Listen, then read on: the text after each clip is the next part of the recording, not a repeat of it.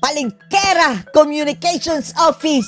Oh, puro kabubuhan ang mga pinagsasabi, mga kababayan. Yan talaga ang paglalarawan ng mga banateros. Dito kay Claire Castro, mga kababayan, ng bagong PCO na tagakagat.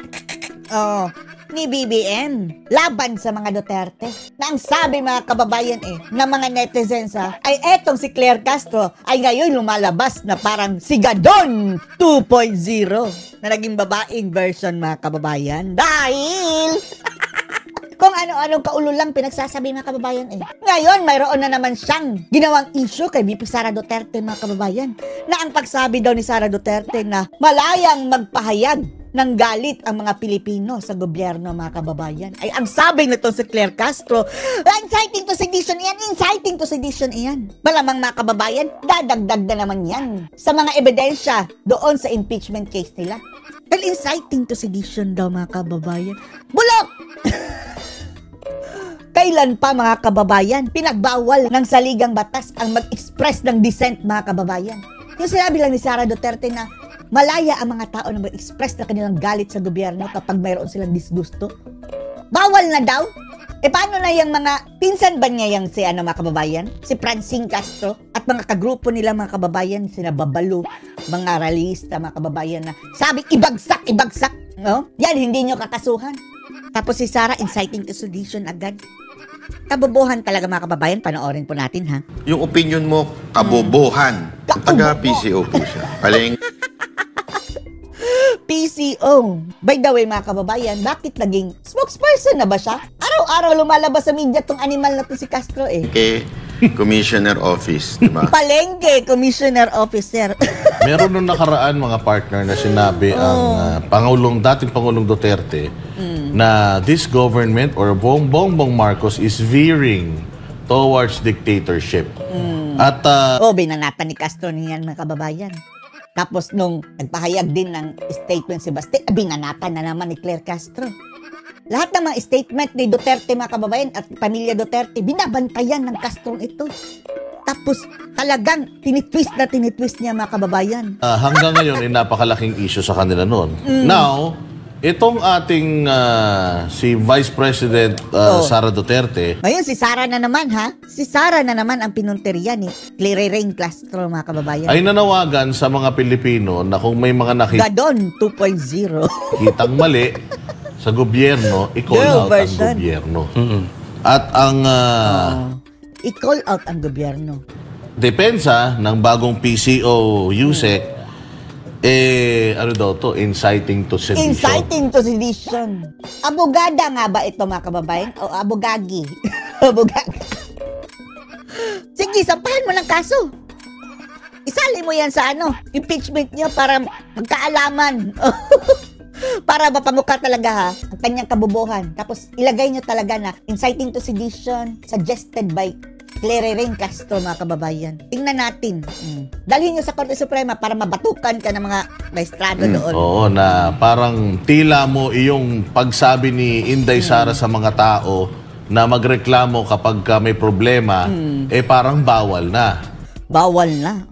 Yan nga sinasabi na veering towards dictatorship, mga kababayan, dahil bawal nang magreklamo.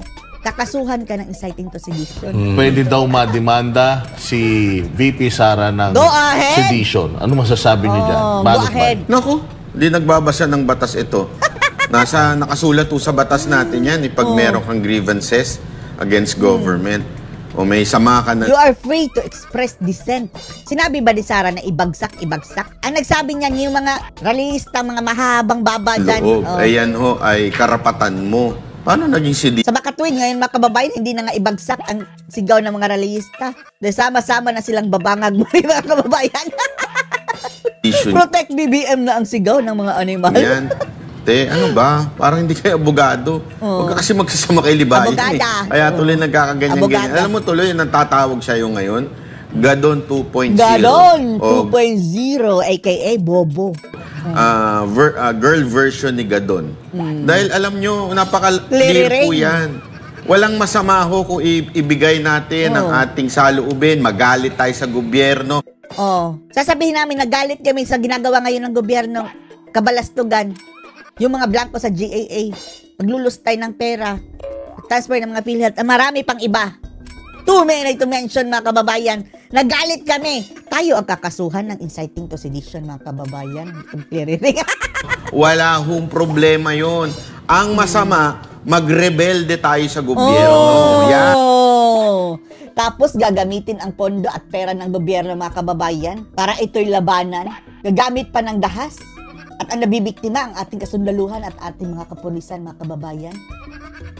Yan ang inciting to sedition. Yan ang mas malaking issue, Claire Castro. Yung mga legal funds ng mga rebelde dyan sa Kongreso na sumisip-sip ng pera ng bayan para ibagsak ang gobyerno. Tapos ngayon, sama-sama kayong babangag muli kung nagkukunwari, mga kababayan, na kampi-kampi dahil sa bangag na uto-uto din, ginagamit din, mga kababayan. Dahil nakikinabang sila dahil ginagamit nilang tool para atakihin ng mga Duterte. Mali yan. Wala ka maririnig sa mga Duterte na ganyan, na magrebelde sa gobyerno. Wala. Pero yung ilabas mo yung galit at saloobin mo, meron. Nasa batas yan. Protektado ng batas yan. Kaya nga. Ala, si Ator. Absent siguro siya niyan, mga kababayan. Alam niya yan Alam niya yan, mga kababayan. Kaso lang, mga kababayan, mas malala pa ito sa bobo. Alam na niya, ha? Tapos tinitwist pa.